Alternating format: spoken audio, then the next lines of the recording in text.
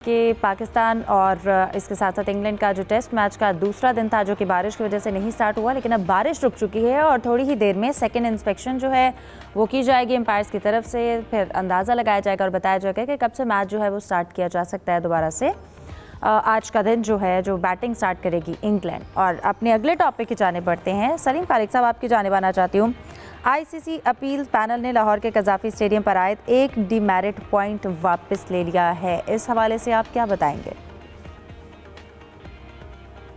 बिल्कुल, इस पिच को कहा गया था कि लो एंड स्लो थी, स्पिनर्स को बहुत ज़्यादा मदद मिली। ऑस्ट्रेलिया की टीम पहले बैटिंग करते हुए 157 पर आउट हुई थी और पाकिस्तान ने भी 42 ओवर में ये टारगेट अचीव किया था और 6 पाकिस्तान के भी आउट हो गए थे। पाकिस्तान की तरफ से गोके विक्टर शाहीन जो कैप्टन है, पेसर है, उन्होंने ली थी 3, लेकिन इस पे एतराज़ किया था मैच रेफरी जो ग्रीन लब्रॉय गालिबन थे उन्होंने, जिसके बाद डीमेरिट पॉइंट मिला स्टेडियम को। और इसमें होता ही है कि गालिबन कुछ मैच की पॉइंट्स की तादाद होती है 3 या 4, कितने होते हैं वो हो तो फिर बैन भी हो सकता है वेन्यू। लेकिन पाकिस्तान ने सक्सेसफुली अपील की पहले, उसके बाद जो अपील का वो पैनल था उसने पाकिस्तान के मौक़िफ़ को दुरुस्त समझा कि जी पिच में कोई ऐसा मसला नहीं था और बिल्कुल इसमें डीमेरिट पॉइंट जो है इसको वापस दिया। फिर ये सेकंड टाइम पाकिस्तान ने ऐसा किया है कि सक्सेसफुली अपील की है डीमेरिट पॉइंट। पहले पिंडी को शायद 2021 में मिला था, इंग्लैंड के खिलाफ मैच था उसके बाद, और उस वक्त भी पाकिस्तान ने अपील की थी और उसके बाद फिर ये चेंज हुआ था। अभी सेकंड टाइम किया।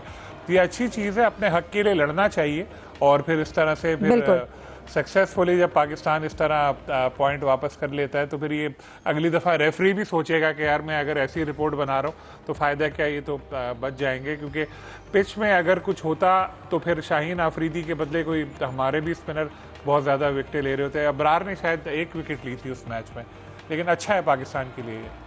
सही। जाहिद साहब, जैसा कि सलीम खालिक साहब ने जिक्र किया कि जून में जो कज़ाफ़ी स्टेडियम में ऑस्ट्रेलिया के खिलाफ थर्ड ओडीआई पिच को अनसेटिस्फैक्ट्री कहा गया था, आपको क्या लगता है अगर ओरिजिनल असेसमेंट में पहले पिच को स्लो एंड लो कहा गया था तो अभी अपील में इसको किस तरह से जो है वो बताया गया जिसकी वजह से जो डिसीजन है उसे रिकन्सिडर किया गया? देखें इब्दा, आईसीसी का जो अपील पैनल है उन्होंने बाकायदा इसकी फुटेज देखी है, इसके रिव्यू देखें और बैट्समैनों को आउट होते हुए और बॉलिंग भी देखी है फास्ट बॉलर्स की, और ये तमाम देखकर उन्होंने फैसला किया। अच्छा है, आईसीसी एक दरवाज़ा खुला रखती है डीमेरिट पॉइंट से, जैसा कि सलीम साहब बता रहे थे कि 2 या 3 पॉइंट्स आ जाते हैं तो फिर वो वेन्यू बैन हो जाता है। तो ये अच्छा फैसला था, क्योंकि ये तवक्को शायद नहीं की जा रही थी कि ऑस्ट्रेलिया की टीम आएगी पाकिस्तान में और यहाँ से जीत कर ही जाएगी। काफ़ी मुश्किलात का शिकार रही ऑस्ट्रेलिया की, पूरी टीम आउट हो गई थी 157 पे और फिर पाकिस्तान ने 6 विकेटों के नुकसान पर ये मैच जीता था। तो मैं समझता हूँ कि अच्छा एक फ़ैसला है आईसीसी की तरफ से भी। और सिर्फ ये नहीं है, कनाडा ने भी अप्लाई किया हुआ था, उनके भी एक वेन्यू के ऊपर एतराज़ था, डीमेरिट पॉइंट थे, उनका भी डीमेरिट पॉइंट ख़त्म कर दिया गया है। सही। सलीमी साहब, आप इस हवाले से क्या कहेंगे? हाँ जी, बिल्कुल। एक मैं समझता हूँ कि जहाँ पे बुरी खबरें आ रही हैं, अच्छी खबर यही है कि बहुत सिग्निफिकेंट है ये डिसीजन। जी बिल्कुल जी। अगर कज़ाफ़ी स्टेडियम पाकिस्तान की तारीखी अहमियत का हामिल, आपको पता ही है, ग्राउंड है, अगर ये बैन हो जाता तो समझ लें कि पूरी दुनिया में पाकिस्तान की कितनी सुक्की होनी थी। वैसे तो हम शर्मिंदगी का हमें हो ही रही है जो हमारे क्रिकेटर कर रहे हैं और हमारी जो टीम कर रही है। तो मैं समझता हूँ कि पाकिस्तान क्रिकेट बोर्ड ने एक अच्छा डिसीजन लिया था और उनको चूँकि पता था कि ये हमारे खिलाफ जो फैसला है ये गलत है, इन्होंने अपील की और आईसीसी ने तमाम जो शवाहद देखे हैं उसमें फुटेजेस भी देखी हैं, जो दोनों टीमों के कप्तान हैं उनके बयानात हैं वो भी, उनका भी जायज़ा लिया गया है। तो उसके बाद पाकिस्तान क्रिकेट बोर्ड के हक में फैसला हुआ है। बड़ी अच्छी खबर है ये। जाहिद साहब, फॉर्मर कैप्टन जो हैं पाकिस्तान विमेन टीम की उरूज मुमताज़, उन्होंने बाबर आजम की कैप्टनसी के दौरान पिचेस की तैयारी से मुताल्लिक जो तरजीहात, मतलब बैटिंग फ्रेंडली पिचेस बनाने के हवाले से जो कहा है कि उसकी वजह से जो फास्ट बॉलिंग है उसको बहुत नुकसान हुआ। उन्होंने जिस तरह से ये बयान दिया है या स्टेटमेंट या बात की है, आप इस हवाले से क्या कहेंगे? क्या ऐसा ही है? देखिए, पाकिस्तान क्रिकेट टीम की साबिक़ कप्तान है और अब सब जानते हैं, कमेंटेटर भी हैं और बहुत अच्छी कमेंटेटर हैं, और उन्होंने बड़ी ही बोल्ड गुफ्तगू किया और एक गैर मुल्की चैनल पे उन्होंने ये इंटरव्यू दिया था जिसमें उन्होंने गुफ्तगू में कुछ हद तक इल्ज़ाम जो है वो बाबर आजम पर ही लगाया कि क्योंकि वो गालबन बाबर के पिछले टेनोर की बात कर रही थी कि जब बाबर कप्तान थे वो चाहते थे बैटिंग पिचेस हों और बल्लेबाजों को, बैटर्स को फ़ायदा हो, और फ़ायदा होता भी रहा। उनका ये कहना था कि क्योंकि बहुत ज़्यादा मेहनत नहीं करनी पड़ती थी, उसका नुकसान ये हुआ कि फ़ास्ट बॉलर्स हमारे यहाँ नापीद होते चले गए। कि उनका इशारा था कि शाहीन अफरीदी अनफिट हुए, फिर हारिस साहब उतना नहीं रह गए, नसीम भी नहीं रह गए, और हालिया बॉलर में सिर्फ एक उबैश शाह हैं जिनकी स्पीड ज़रा काफ़ी अच्छी है। तो काफ़ी बोल्ड उनकी गुफ्तगू है।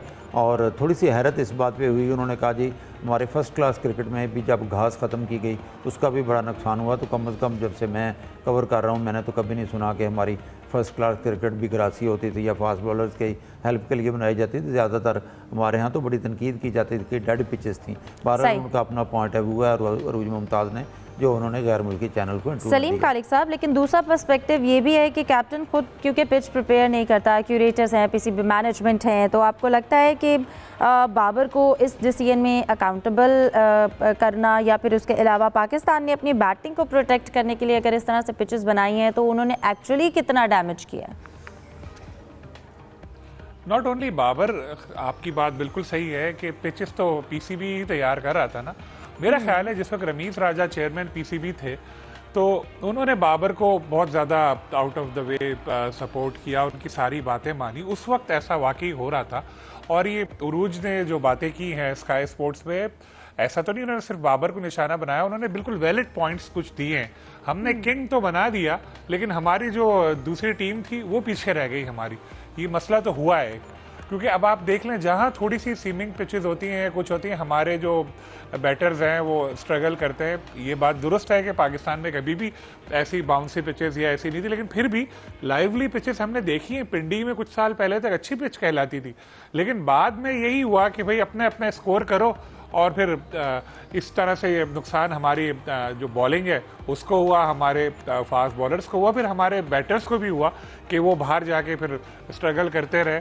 तो ये बात उरूज की बिल्कुल ठीक है, लेकिन बाबर के बारे में बात करते हुए लोग असल में डरते हैं, क्योंकि सोशल मीडिया पे उनके बहुत ज़्यादा फॉलोअर्स हैं। आप कुछ कहें अगर क्लिप विलिप बनी तो लोग बहुत बुरा भला कहते हैं और आ जाते हैं, पीछे पड़ जाते हैं। लेकिन ऐसे में भी उरूज ने ये कहा तो एक सही पॉइंट आउट उन्होंने किया, और पीसीबी को चाहिए कि इस चीज़ को सोचे कि अब आगे इसके ऊपर सोचे कि आगे से किस तरह से डिज़ाइन करना है। आप कुछ ऐड करना चाहेंगे असगर सलीमी साहब? जी बिल्कुल, अरूज मुमताज़ के साबिक़ कप्तान भी रह चुके हैं। 2004 में इन्होंने कैरियर शुरू किया था, 2010 में इनका इख्तिताम हुआ था। इस दौरान ये ऑलराउंडर थी, और पीसीबी की जो विमेन विंग की जो चीफ सेलेक्टर रही हैं वो भी हैं, और इसके अलावा अपना ये कमेंटेटर भी करती हैं, जिसके ज़ाहिद मकसूद साहब ने भी कहा है, बड़ी अपना बेलौग तबसरा करती हैं। और यही जो इनकी जो बात है बिल्कुल पूरी वायरल हो रही है सोशल मीडिया पे। अगर इसको कहा जाए कि खासी तनकीद का भी निशाना कुछ इसके हाथ में अगेंस्ट भी हर चीज़ आ रही है। बड़ी बोल्ड डिस्कशन की गई है उनके